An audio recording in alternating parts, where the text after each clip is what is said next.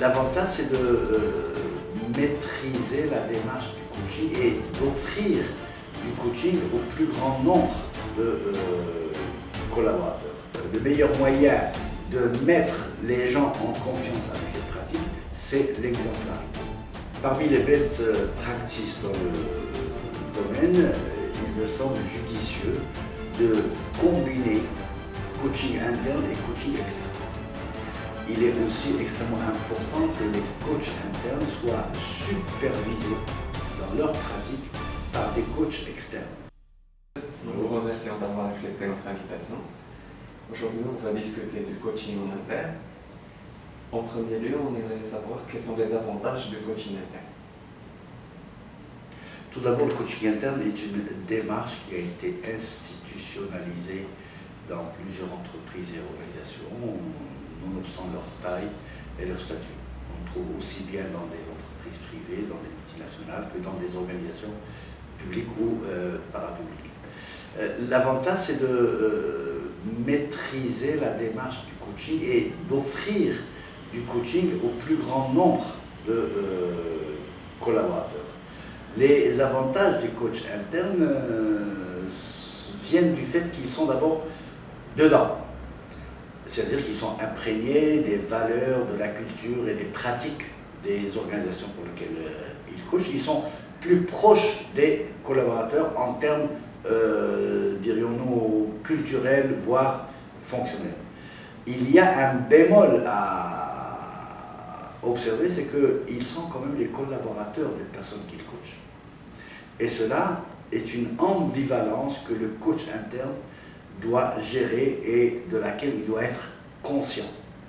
Et pour cela, il y a plein de protections qui sont mises en place. Par exemple, le coach interne ne va pas accompagner en coaching un supérieur hiérarchique.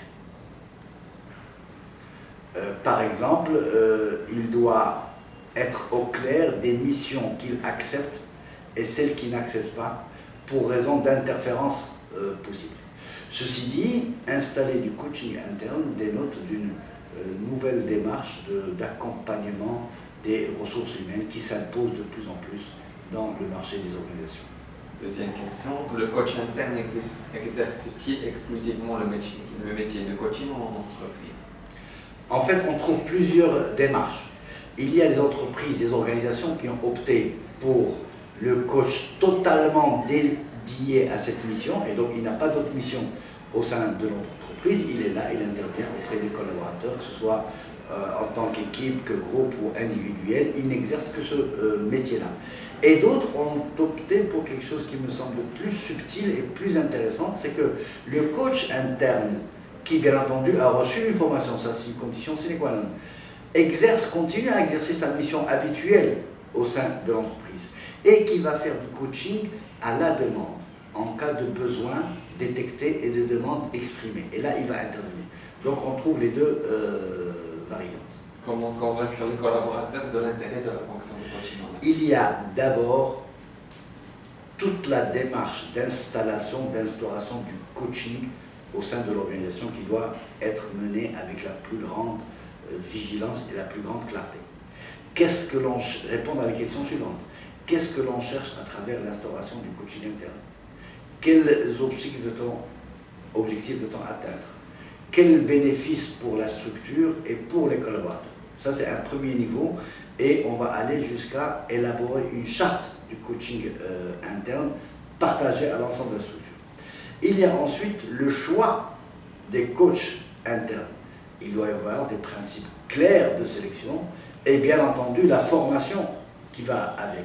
Et il y a aussi, et surtout, et c'est là quelque chose d'extrêmement important dans la démarche, la protection du coach, du processus de coaching et du coaching. Autrement dit, la confidentialité.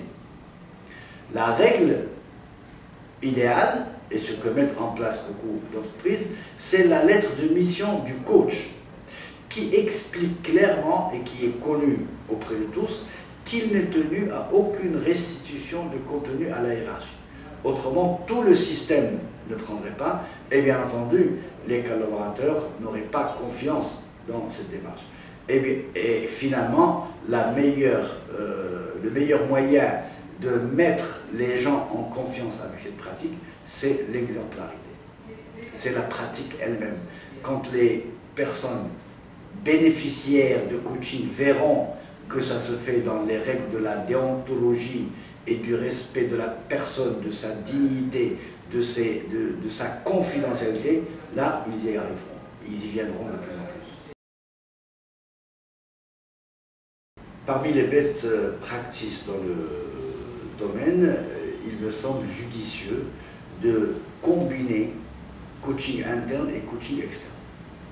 Il est aussi extrêmement important que les coachs internes soient supervisés dans leur pratique par des coachs externes, selon les règles de l'art. Et puis, bien entendu, ce qui est valable pour tous les coachs est aussi valable pour les coachs internes, être en formation continue et permanente, je dirais même à vie.